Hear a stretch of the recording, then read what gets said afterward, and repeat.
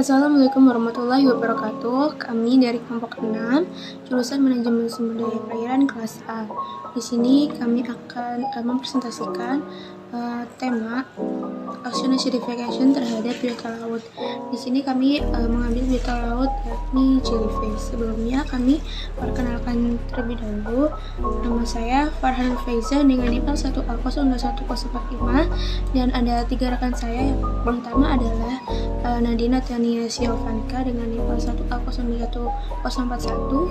Selanjutnya ada Randy Permana Putra dengan NIM 1A021043 dan selanjutnya ada Justin dengan NIM 1A021047. Oke, langsung aja kami akan mempresentasikan hasil dari diskusi kami. Sejak revolusi industri, kadar karbon dioksida di atmosfer terus meningkat akibat aktivitas manusia. Sekitar 1/4 dari emisi ini masuk ke lautan yang larut dan bereaksi dengan air. Reaksi kimia ini menghasilkan asam karbonat yang menurunkan pH lautan, membuatnya lebih asam dan mengurangi ketersediaan bahan pembangun cangkang. Proses ini disebut dengan pengasaman laut atau ocean acidification yang disingkat dengan OA. Di seluruh dunia, ocean acidification mempengaruhi ekosistem dan komunitas yang bergantung pada laut untuk mata pencaharian. Karena karbon dioksida atmosfer terus meningkat, ocean acidification juga akan meningkat, terutama di laut yang lebih dingin. Efek ocean acidification juga dirasakan oleh banyak sekali organisme laut. Pengasaman laut ini mengurangi jumlah ion karbonat yang tersedia untuk pembuatan cangkang. Hal tersebut juga dapat menyebabkan berbagai efek biologis. Beberapa spesies dapat tumbuh subur di lingkungan yang asam, namun sementara itu ada beberapa spesies yang membutuhkan waktu yang lumayan lama untuk beradaptasi. Itu pun dengan cara mengubah pola makannya atau pindah ke tempat yang lebih menguntungkan. Lalu beberapa populasi mungkin menurun atau menghilang ketika dasar jaring makanan yang spesies kecilnya itu tuh terkena dampak OA. Maka seluruh jaring makanan juga akan terpengaruh. Sebagai contoh, laut dingin yang ada di Kanada itu rentan terhadap dampak OA itu sendiri karena gas seperti CO2 atau karbon dioksida lebih mudah diserap di laut yang lebih dingin. Ocean acidification berlangsung di ketiga samudera Kanada. Ada kondisi di setiap wilayah yang selanjutnya berkontribusi pada ocean acidification. Upwelling musiman atau pencampuran air dalam dan permukaan di Pasifik mampu meningkatkan ocean acidification. Meningkatnya pencairan es dari gletser dan penurunan es laut akibat pemanasan suhu di kutub utara menyebabkan ocean acidification terjadi lebih cepat. Di Atlantik, ocean acidification dipengaruhi oleh aliran dari kutub utara, serapan CO2 dalam jumlah besar di laut Labrador yang disebabkan oleh pencampuran yang dalam, dan kombinasi input air tawar permukaan dan air laut beroksigen rendah di dasar teluk St. Lawrence. Oke, di jurnal 1 ini membahas tentang efek gabungan pengasaman laut dan suhu pada larva planula ubur-ubur bulan Aurelia coerule. Pengasaman laut dan pemanasan laut dapat terjadi secara gabungan yang dapat mempengaruhi kemajuan fisiologis organisme laut. Aurelia coerulea dikenal sebagai spesies yang sangat toleran terhadap tekanan lingkungan termasuk suhu, salinitas, dan kondisi oksigen. Metode yang digunakan dalam penelitian ini yaitu menggunakan metode Conley dan Uye tahun 2015 yang dimana 5 ubur-ubur A. coerulea dewasa dengan larva planula terlihat dikumpulkan dengan jaring tangan di Teluk Sicily, Laut Kuningan Utara, China pada bulan Agustus. Di gambar 1 membahas tentang rata-rata jumlah garis yang disilangkan oleh larva A. coerulea planula ketika dipaparkan pada tingkat perlakuan suhu dan pH yang berbeda. Nah, di gambar 3 ini rata-rata mortalitas larva coerulea planula saat terpapar pada berbagai tingkat perlakuan suhu dan pH. Seawater acidification affects osmotic swelling, regulatory volume decrease, and discharge in nematocytes of the jellyfish Pelagia noctiluca. Sebelumnya apa sih nematosit itu? Nematosit ialah sel penyengat eukariotik yang sangat khusus ditemukan pada Cnidaria.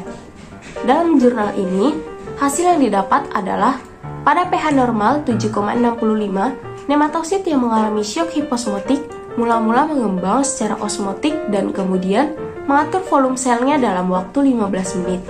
Paparan ASW hiposmotik pH 6,5 dan 4,5 membahayakan OP dan masing-masing mengurangi atau sepenuhnya membatalkan RVD berikutnya. pH asam juga secara signifikan mengurangi respon pelepasan nematosit.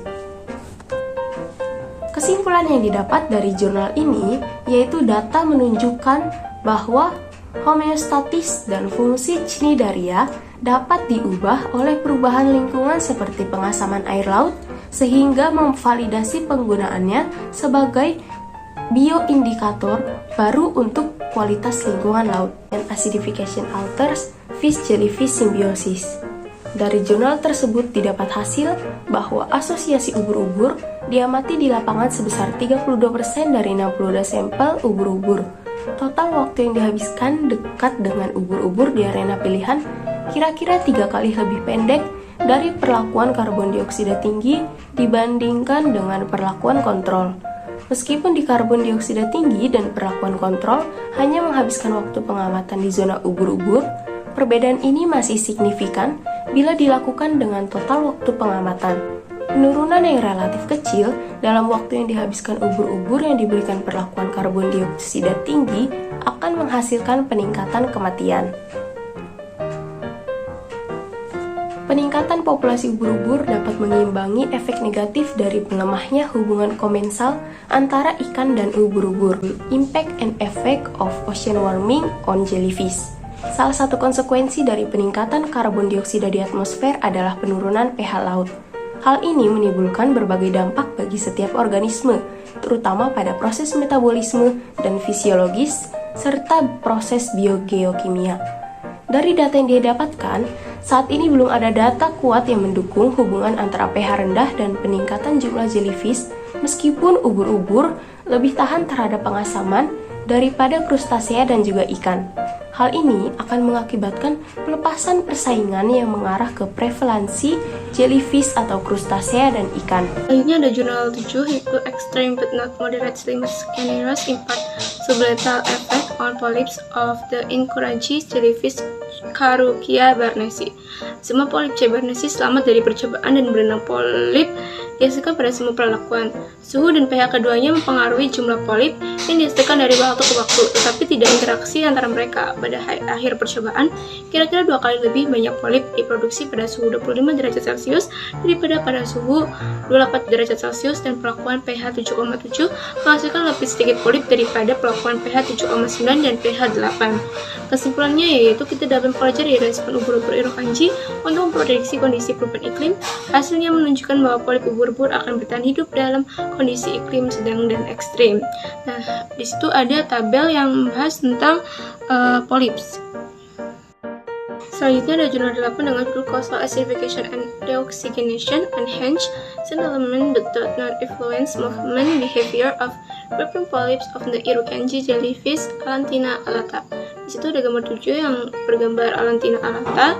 Di sini kelangsungan hidup polip merayap menurun dari 4 menjadi 42 jam. pH rendah tidak berpengaruh pada kelangsungan hidup dibandingkan dengan kondisi kontrol ambien, tetapi interaksi signifikan dengan efek positif sedang. D sama dengan 0,52. Identifikasi antara DO dan waktu. Di bawah ini juga ada tabel-tabel dari jurnal tersebut. Selanjutnya yaitu jurnal yang berjudul Exposure to Elevated PCO2 Does Not Exacerbate Reproductive Suppression of Aurelia aurata Jellyfish Polyps in Low Oxygen Environment oleh Laura et al. Tahun 2018. Pada jurnal ini dilakukan dengan metode pengamatan langsung terhadap polip Aurelia aurata yang telah ditangkap dan kemudian ditaruh di akuarium Laboratorium Underwater World Sunshine Coast di Australia dengan perlakuan data sebagai berikut. Polip pada semua perlakuan bereproduksi secara aseksual dan tidak ada polip yang berkista.